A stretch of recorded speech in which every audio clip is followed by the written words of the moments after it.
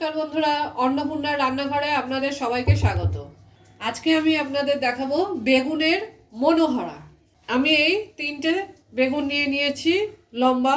বেগুনগুলোকে আমি এইভাবেই লম্বা করে কেটে নেব ফালি করে।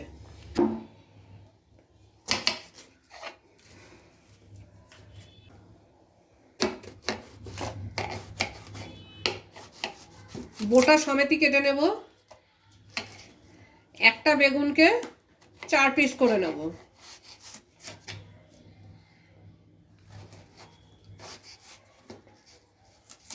এইভাবে আমি বাকি সব বেগুনগুলোই কেটে নেব। এছাড়া আমার লাগবে বেগুনটা ভাজতে তেল, নুন, হলুদ যা রান্নায় লাগে, ধনের গুঁড়ো বড় চামচের 1 চামচ, আর লঙ্কার গুঁড়ো টিস্পুন মানে ছোট চামচের 1 চামচ, একটা মিডিয়াম সাইজের পেঁয়াজ বাটা, 1 চামচ আদা রসুন বাটা, আর লাগবে আমার 1 চামচ মতো টমেটো সস, 1 বা 1.5 চামচ।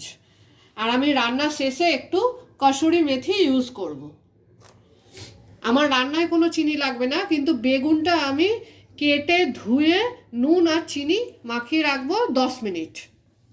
বেগুনগুলো সব কাটার পরে আমি নুন দিয়ে দিয়েছি, 1 চামচ মতো নুন আর 1 চামচ মতো চিনি মাখিয়ে 10 মিনিট রেখে দেবো। 10 মিনিট রেখে দিলে এর মধ্যে নুন চিনি দুটোই ঢুকে যাবে এবং বেগুনগুলো ভাজলে ভালো টেস্ট আসবে। ভালো করে মাখিয়ে রেখে দিতে হবে। বেগুন ভিজিয়ে রেখেছি, 10 মিনিট হয়ে গেছে। এবার আমি কড়াইতে তেল দিয়ে বেগুনগুলোকে ভেজে নেব। বেগুন ভাজার মতো তেল দেবো আমি প্রথমে, পরে বেগুন ভাজা হয়ে গেলে তেলটা কমিয়ে নেব, কারণ অল্প তেলে তো বেগুন ভাজা হবে না, তাই অনেকটাই তেল দিতে হবে। দেখুন আমার তেলটা খুব ভালোভাবে গরম হয়ে গেছে। এবার আমি বেগুনগুলো ভেজে নেব।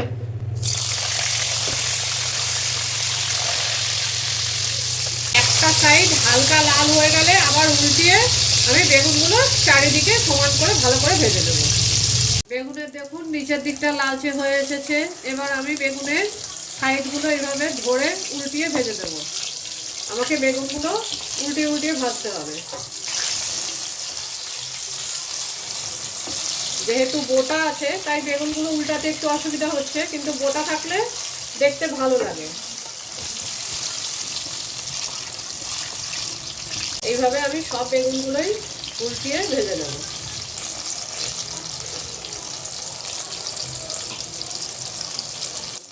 দেখুন বেগুনগুলো এবার লাল হয়ে ভাজা হয়ে গেছে। এবার আমি বেগুনগুলোকে তুলে নেব। দেখুন আমার বেগুনগুলো সব ভাজা হয়ে গেছে। আমার কড়াইতে যে বেশি তেলটা ছিল সেটা আমি ঢেলে রেখে অল্প 3 চামচ মতো তেল নিয়েছি। এবার আমি এতে ফোড়নে কিছু দেব না, গ্যাস একদম সিম করে নিয়েছি, শুধু পেঁয়াজ বাটাটা দিয়ে দেব।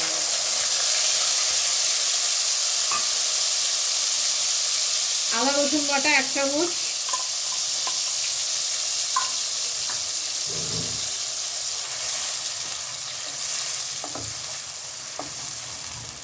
গ্যাসটাকে মিডিয়াম করে দিলাম।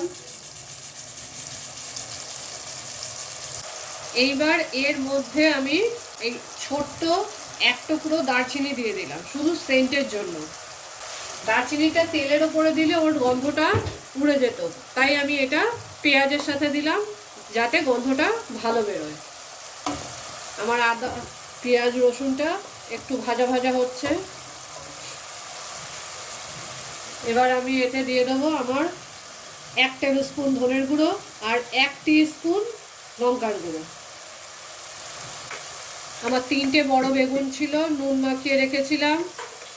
এবার আমি রান্নাটায় শুধুমাত্র 1 টিস্পুন মতো নুন দেবো, বেশি নুন দেওয়ার দরকার নেই, কারণ বেগুনে আমার আগে থেকেই নুন আছে।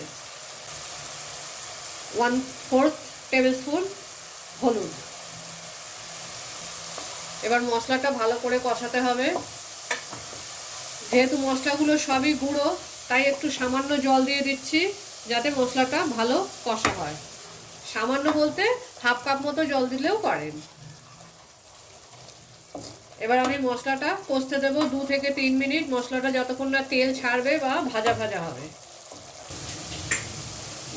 দেখুন মশলাটা দিয়ে তেল বেরিয়ে এসছে, কিন্তু আরও একটু ভাজা ভাজা হওয়া দরকার আছে। দেখুন এবার কিন্তু মশলাটা পুরো ভাজা হয়ে তেল বেরিয়ে গেছে। এবার আমি এতে 1 কাপ মতো জল দিয়ে দেবো।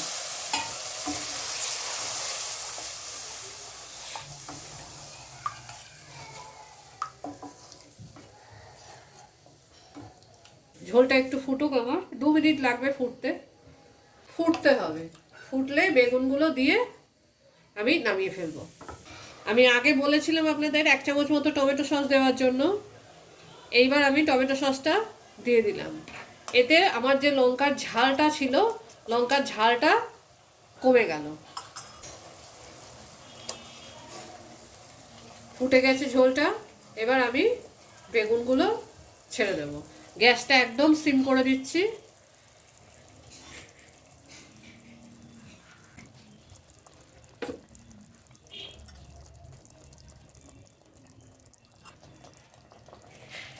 দেখুন হয়ে গেছে আমাদের বেগুন মনোহরা রেডি। এইবার আমি লাস্টে গ্যাসটা নিভিয়ে দিলাম, দিয়ে একটু কসুরি মেথি গুঁড়ো করে দিয়ে দেবো। এই সামান্য 1 চামচ মতো কসুরি মেথি হাতে এরকম গুঁড়ো করে এর ওপরে দিয়ে দেবো। আমি রান্নাটায় কিন্তু কোনো রকম গরম মশলা ব্যবহার করিনি, কারণ মেথির একটা আলাদা সুগন্ধ থাকে। এবার এটা আপনারা গরম গরম ভাতের সাথে, রুটির সাথে খেতে পারেন, খুবই ভালো লাগে। আপনারা খেয়ে দেখুন, বানান এবং খেয়ে দেখুন। বেগুনের এই আইটেম নিশ্চয়ই ভালো লাগবে।